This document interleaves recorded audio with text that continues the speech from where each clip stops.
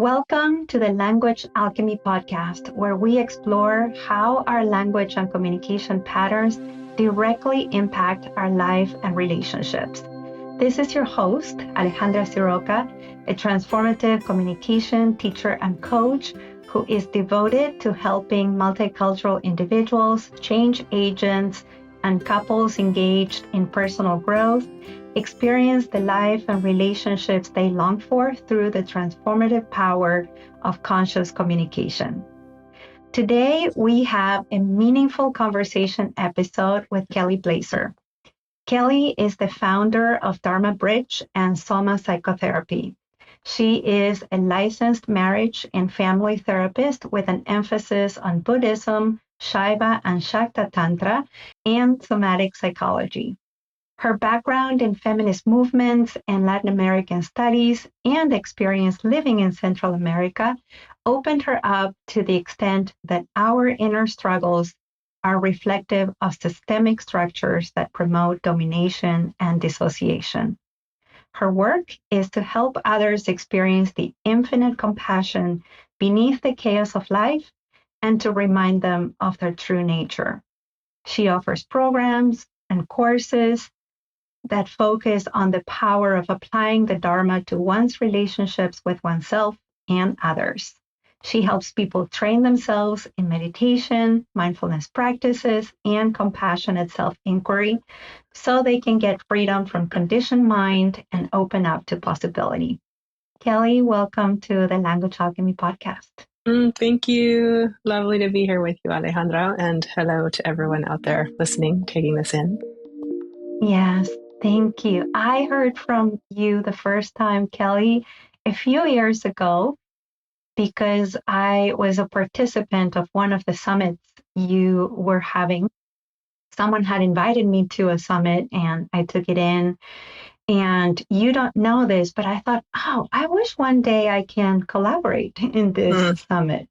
It was so lovely to then a few years later, get an email from you inviting me to participate in one of your summits as a collaborator. And that led to some meaningful conversations between you and I. We've had 2 or 3 of those. Yeah. Well, I think we share some similar roots in our traditions and the lineages that we study and some of our teachers and Bay Area folks also. That's right. Yes.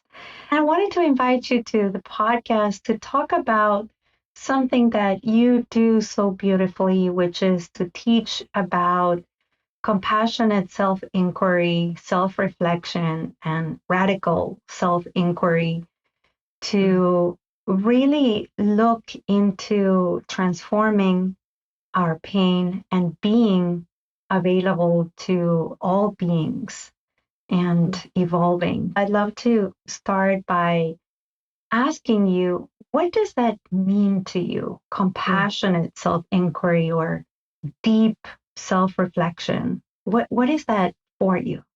Yeah. Well, what's weirdly coming to mind is I'm thinking about this woman that I worked with many years ago when I was in my initial pre-licensure placement.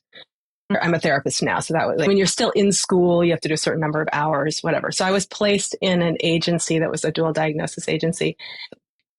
Dual diagnosis, by the way, means that typically people are diagnosed with both a mental health condition and a drug or alcohol. They're in recovery for drugs and alcohol or still struggling with addiction. They call them often co-occurring disorders because they are pretty much, if you have a serious addiction, you're going to end up with mental health issues and vice versa. It tends to go both directions. One of the people that I worked with, let's name her Carol. She was in these constant loops of self-hatred because one of the ways that she would kind of deal with stress when it mounted was actually to start fights. Carol would go to environments where she knew that she could easily find some sort of foul play, and she would start a fight with the person she perceived as a bully in a situation. And she did it regularly. And she had a lot of struggles, but she had a lot of self-critique and kind of self-hatred around this habit.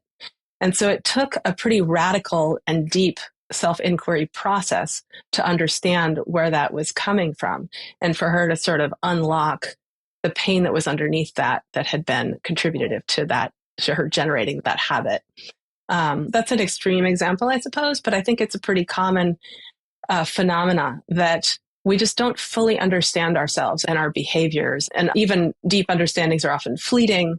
And so it takes really an amazing amount of sort of infusing of the whole system of the self and the mind stream with compassion to actually be curious about the ways that we are in the world. And I think it's pretty important work, because it's only when we have that as a foundation internally that we can then end up experiencing deep equanimity toward others, like lack of judgment toward others. When you're saying we don't really understand ourselves, I also think that there are a lot of people who believe they do. Oh, this is the way I am. I'm communicating this way, or I behave in these ways, or I have these habits because that's the way I am. I don't need to be curious anymore. I don't need to look any further. But what you are suggesting here is that curiosity and that openness to the person we've been with our whole lives, ourselves, has tremendous value, transformative value, and healing value. Do you think sometimes we get into this place of perhaps curiosity after we recognize, like this fictional character, Carol, that, oh, we're in deep trouble here. We keep getting into fights in her case. Or for some of us, we keep shutting down to life. We keep having the same kind of relationships. We keep isolating, whatever flavor it is of coping mechanisms that we may have. Do you think that sometimes we need to get to that place? Or do you think that sometimes we can get to that place of deep inquiry and self-reflection because we want more of life? Such a familiar trope, like breakdown leads to breakthrough. Like people have to hit bottom in order to really see through. And so clearly people do end up being plunged into the demand to be inquisitive about themselves when their lives are just not working. That said, I think that we can also get there through many different. We can have this sort of curiosity transmitted to us from teacher to student, or from one awake individual to someone in the process of awakening. And so even just recognizing any sort of radical curiosity in anyone it can turn us toward that curiosity. I do think that right now is a pretty potent time. There's a lot of very interesting kind of expansion of how people understand what intelligence is, what self is, what the mind is. Obviously, there's been inquiry into this for millennia. Are we a solid separate self? Like the kind of fundamental thesis of the Buddhist teachings is no, you are not solid, nothing is permanent, and you will suffer because of the conditioned view that you are solid and permanent. Those are the three marks of existence in Buddhism. But similarly, in other traditions, in Vedanta, in the Bhakti Tantra, and different branches of Hinduism, there's similarly querying into what the nature of selfhood is. They come at it from different angles. But now we have cognitive science and AI and these like deep studies into, I'm really obsessed right now with this guy, Levin, who studies like memory and how memory can move from one organism to another, or how memory can be sustained when an organism, like a caterpillar, for instance, goes through metamorphosis, when it is actually a completely different organism facing different hurdles and navigating the world in a completely different way. So those kinds of investigations of what is a self are coming at us from all these different angles now. Because as you said earlier, a lot of people do believe that they just are a certain way, but under investigation, very little of that holds up. We start to realize oh, I heard a thing when I was this age and I implanted that into lexicon of what I say over and over again in my mind. And then because I've said that over and over again in my mind, I've basically constructed a personality based on a belief system. But is it actually real? And if you're really curious, you find out it is insubstantial. Fascinating stuff, really. It is. And that sense of curiosity, as you said, sometimes it can come because we ourselves are curious, because someone is modeling that curiosity for us. Someone is guiding us through that curiosity. I remember, Kelly, when I was about 10, My father had lost his job and he started to meditate. He would take me to school every day and he would teach me what he was learning from his meditation teacher. And he started teaching me how to observe myself, others, the sky, our space around us, and interconnectedness. Mm. And for me, that was my entry point of realizing there's so much more here than this being we call Alejandra. Do you remember having a starting point, or do you feel like you've had this curiosity about what is the self and what is the self related to in relationship to reality? What is reality? What is interconnectedness? I do think that my parents influenced me pretty deeply. My dad was very philosophical and he's a real talker. He just shared a lot of different insights, not really from the world of spirituality, but he was kind of interested in like quantum reality. And my mom was a serious meditator. Primarily at that time, Zen was her practice. And that was actually my initial practice. What have you noticed for you? What is having this practice of self-compassion and deep self-inquiry do for you? What have you personally experienced or benefited from these practices? Mm.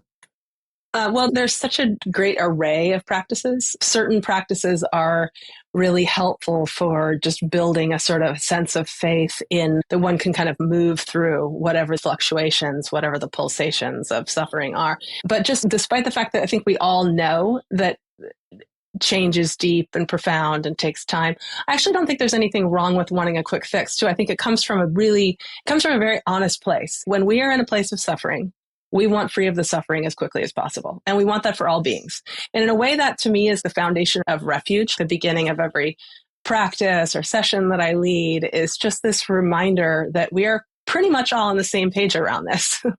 We are seeking relief from suffering, alleviation of suffering.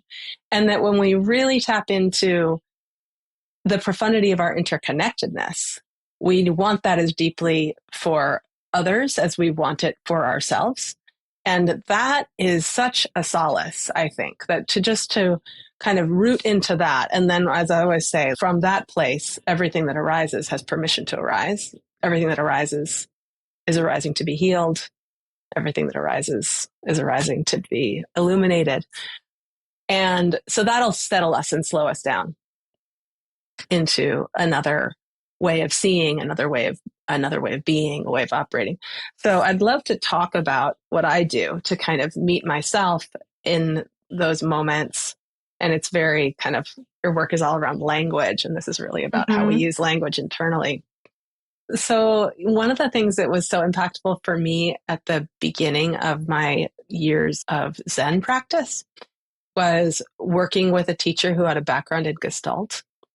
People are very familiar these days with internal family systems. Internal family system Gestalt had a very strong emphasis on parts work. And so I really came to the Buddhist tradition and the parts work understandings fairly simultaneously. And it's influenced the way that I think about self and world and healing just so deeply. My teacher used to say, you are not a monolith. You think you are a monolith, you are not a monolith. We're actually comprised of distinct personality. She originally called it subpersonalities. She doesn't use that language anymore. So if you see a part of yourself arise that's reactive, that is experiencing shame, that is experiencing some kind of suffering, then it's very helpful to have a way to distance yourself from that part without bypassing that part. And so a practice that I've developed, they call it the 3-1-2, is essentially to go to third person in order to develop kind of a witnessing consciousness, a sort of distancing from the immersive first person kind of I am a monolith kind of voice. And then from that third person perspective, create a quick title about what's happening. So that's the first step of this practice, is to go third person, create a quick title about what's happening. And then once we've done that, we've already experienced some spaciousness around whatever's happening. And that can provide a huge amount of relief, honestly, in and of itself. But the trouble is that sometimes that can create a little spiritual bypass. So then you want to move into the place of the somatic experience. What does it feel like to be in that body that feels really shut down?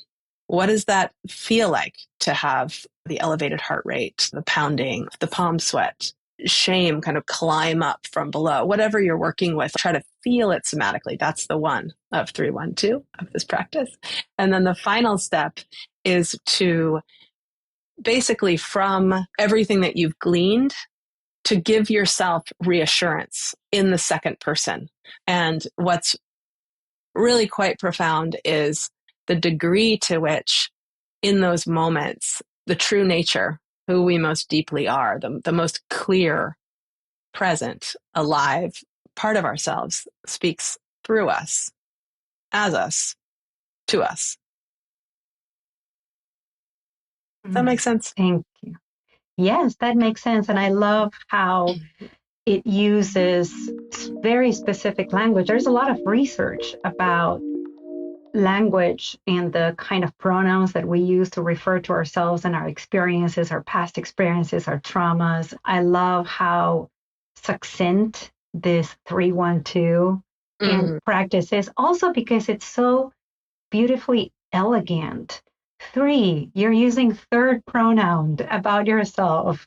He, she, they are experiencing this. Then 1, what is it like to notice this? You're using the first pronoun I. And then 2, you're talking to that part you, and then coming up with that reassurance, that validation. So I just love the linguistic elegance of it. Yeah. And can you give us an example? So let's think of Carol again. Okay. And we know that Carol, when she experiences stress, she goes into situations and tries to find a bully and then initiate a fight. So if we were Carol right now, run us through the 312 practice. Okay. I think that would be useful. What this practice is really the best at doing is interrupting ruminative, self-critical voices. So then when you think about a person who acts out in a big way, and what is the moment where they're most likely to be in ruminative, self-critical voices, it's probably not while the tension is building prior to the explosion. It's probably afterwards. That makes sense? Fact and thinking about what we did and how we did it, and could I have done something different, and rehashing that in your mind incessantly, like a playlist on repeat. Yes. Yeah. Anxious, looping thoughts. And for most people, it's probably not that they go and beat someone up, but maybe they beat themselves up in some kind of a way, or they engage in some kind of a behavior that has the same effect. Which is to say, obviously, Carol didn't do that because she wanted to beat people up. She did that because it took down the tension. It took the anxiety down a notch. It changed her state. It kept her from having to feel something else. To make this applicable to everyone who's listening, maybe for you, that's like the regular Netflix binge or the sugar binge or, some sort of a more mild freak out with your partner or something. But if you look at how those behaviors tend to work, there's usually an escalation of tension and then some sort of an explosion or an acting out. And then in the aftermath, there tends to be like a making promises to oneself. They call this the honeymoon phase in the actual cycle of violence, which is just one way of viewing how violence operates. It's not the only way. But anyway, in the moments where there's ruminative self-hatred, like that is the moment that you want to come in and interrupt. So say we're Carol, we're in the moments of ruminative self-hatred afterwards. What tends to happen in ruminative self-hatred is there's an immersed experience of being in the I. If there's internal vocalization, internal language happening, it's usually in the first person voice. So simply noticing I'm in the internal ruminative first person voice and interrupting that by going to the third person voice. That's the first step, just the noticing and the willingness to do something different. So the ruminative first person voice could be something like, I'm just going to pretend I'm Carol. I'm an idiot. I did this again. I'm a loser. I always do this. So we're talking about ourselves. Yeah. Yes. Yeah. In the first person. And there tends to be a lot of analysis too. And so it can be like, why am I like this? Like what did I witness as a kid? Like who did this to me? It's not like it's only like self-hate. There might also be like a whose fault is this and like a blame assigning. It could be catastrophizing, what's going to happen to my children. When you recognize you're in that kind of immersed I perspective, that's the place at which you want to just zoom out, kind of imagine that you are witnessing yourself from outside of yourself. And just imagine you're going to write a movie script about this or write a book about this. What would the title be? Carol perseverates about the causes and potential consequences of this recurrent behavior or something like that. Okay.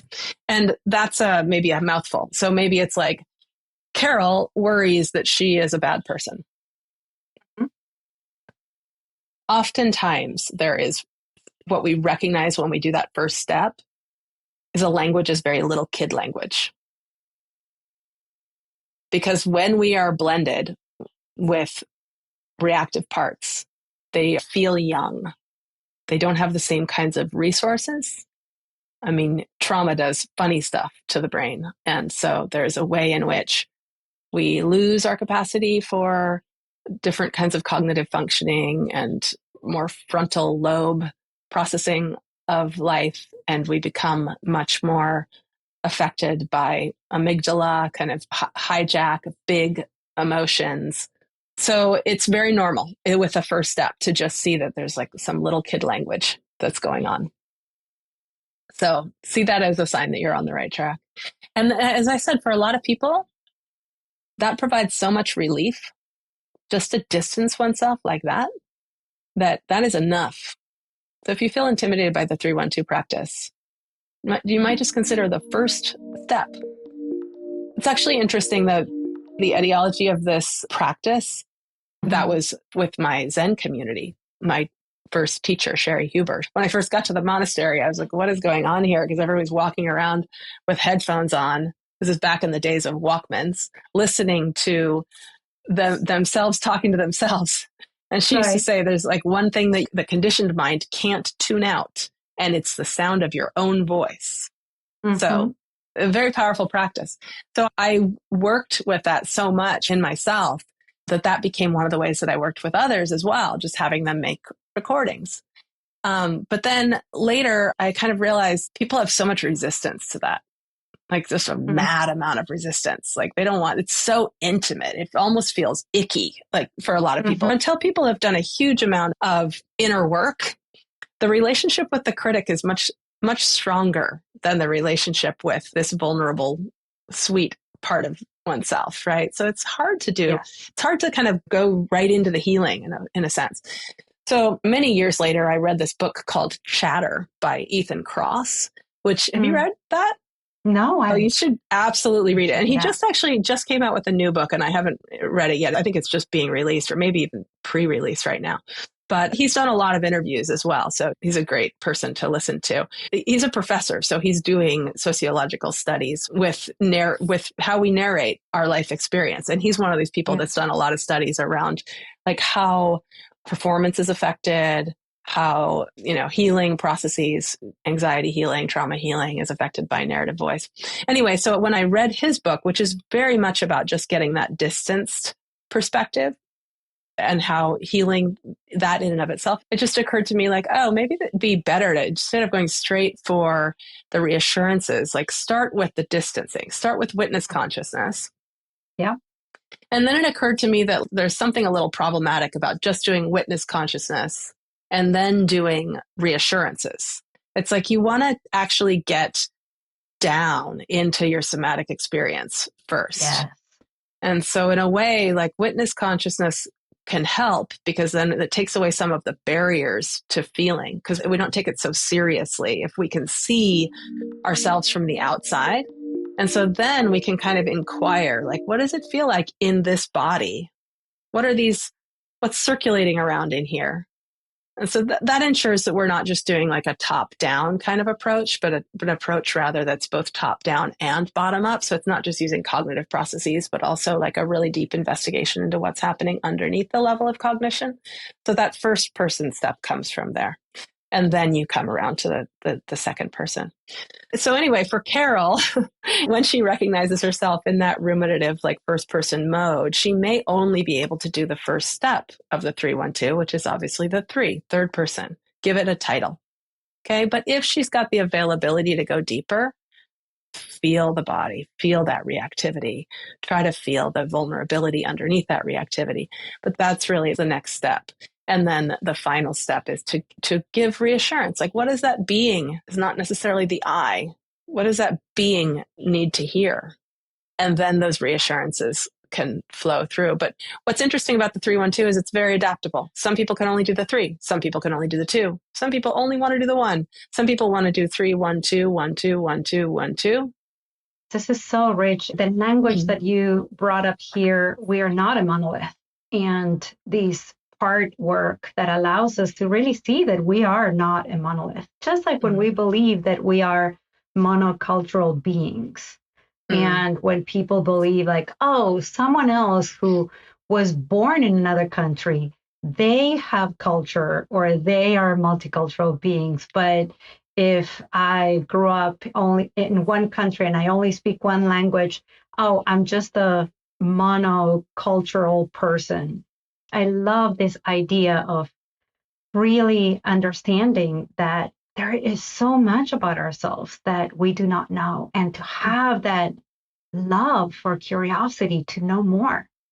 Because as we keep getting deeper and deeper and deeper, it also gets wider, complex, and simple, paradoxically, into who we are. And we are able to then find, like in your third step, the inner resourcing.